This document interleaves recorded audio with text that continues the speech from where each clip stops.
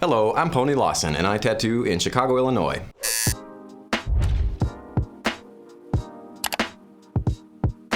My style mainly consists of a lot of realistic work, a lot of micro-portraits, but I'm not limited to that. It spreads out to, like I said, anything realistic. I just don't do a whole lot of larger pieces anymore. So I mainly got into smaller tattoos and micro-portraits due to the fact that I kind of subconsciously rushed myself. Like when I was working on larger panels, I had this idea in the back of my head where I have to get this thing finished today. Whereas when I'm doing the smaller tattoos or the micro-portraits, I know I'm gonna finish that day, so now I can spend my time working on the little details and the subtleties and the small nuances and things like that rather than finishing. And so a lot of people say that these micro tattoos will look like a blob in the future. In the same sentence, they're referencing older tattoos, the bold will hold tattoos that our grandmas and grandpas have that look like blobs, right? The bold will hold tattoos are now blobs.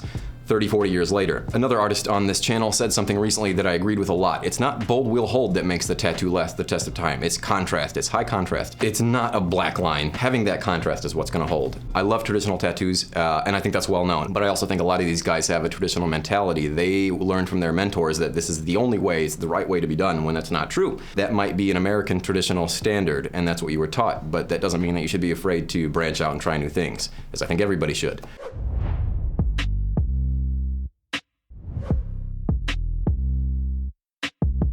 So I like this one a lot. This is one of the few micro color tattoos that I've done.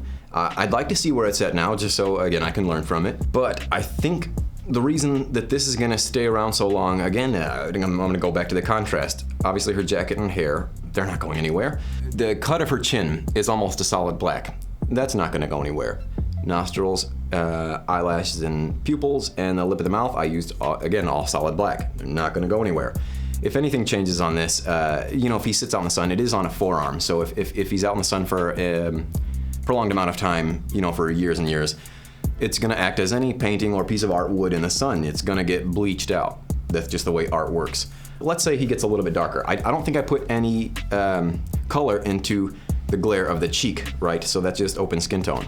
If he were to get darker, the cheekbone that's shaded in is gonna get a bit dark, but so is that upper cheek area, so it might not have as dynamic as a highlight on there. But again, I think that's better than filling the entire tattoo wall-to-wall color and then having it kind of mud out. Oh, Jeffree Star. Yeah, I like this one a lot too. The shading in the hair is gonna end up healing out real soft. The shading in the face is gonna heal real soft, but if you notice again, cheekbone, very dark, eyes very dark, mouth very dark, under the chin very dark. So if this sits out in the sun for 10 years, that's fine. We can get rid of all the cheekbone shades and we're still gonna have a nice dynamic and you're still gonna be able to tell exactly who that is.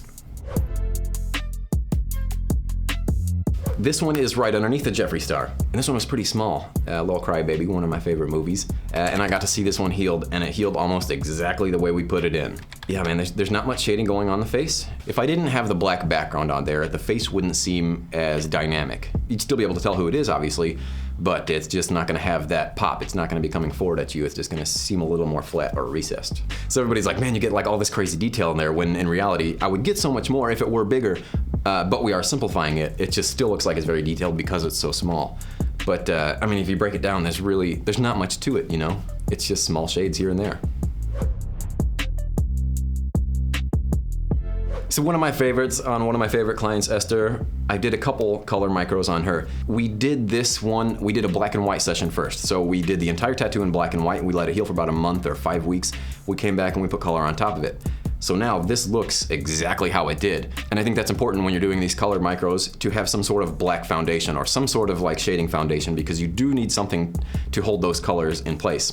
Being in the sun and things like that, they will bleach the color. If the color comes out, you will still have that foundation of shape via the black shading and gray wash shading. If the yellow disappears from that tattoo completely, which we all know yellow and white are usually the first ones to go from tattoos, it's still gonna hold shape, you know, because we have the black shading underneath that yellow and the black shading around the white helmet and things like that to help keep that contrast. I'm all for doing color micros. The problem is a lot of my clients come from out of town or out of state to where I won't have the opportunity to give them 2 passes. So that's why I like doing black and white, aside for many other reasons, but one being traveling.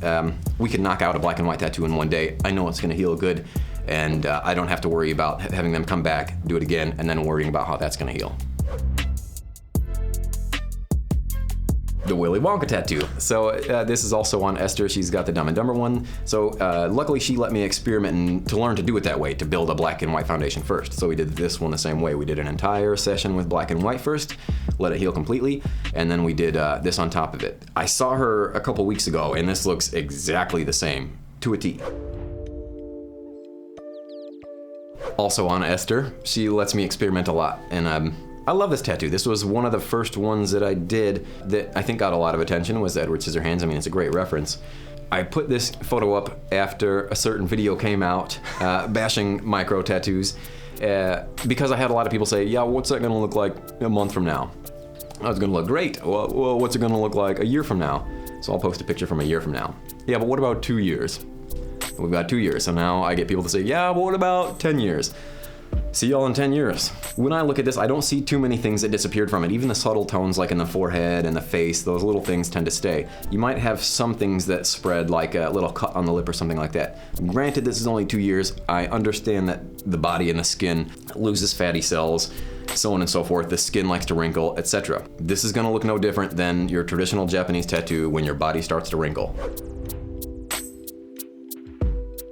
Low Peep. So this one I did with no black and white foundation, and I just did a color foundation. I do believe because this client was out of town, I'm not sure. They sent me healed photos, and it healed really good. The pink stayed in there, the skin tone stayed in there.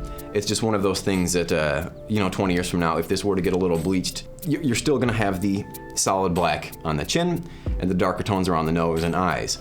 But it not having that black and white foundation, it might be prone to becoming a little more washy in the future as opposed to having that black foundation.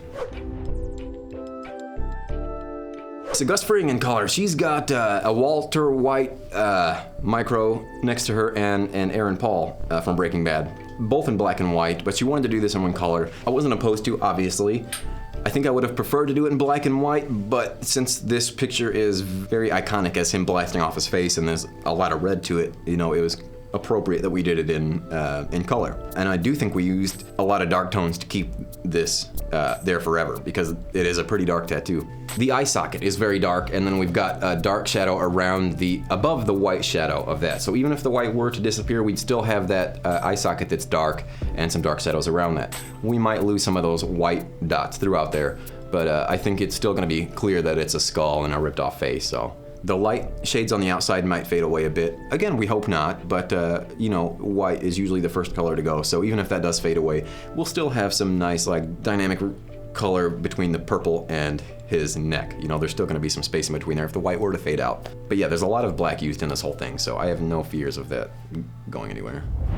So if I do see something in the future that I'm like, oh man, maybe that didn't heal so well, and that's kind of what I did with micro tattoos too. My first realism and first portraits kind of healed up a bit light, and I even used to add white to my gray wash, and I liked it. The white acted as an emulsifier and almost helped blend the shades a bit easier.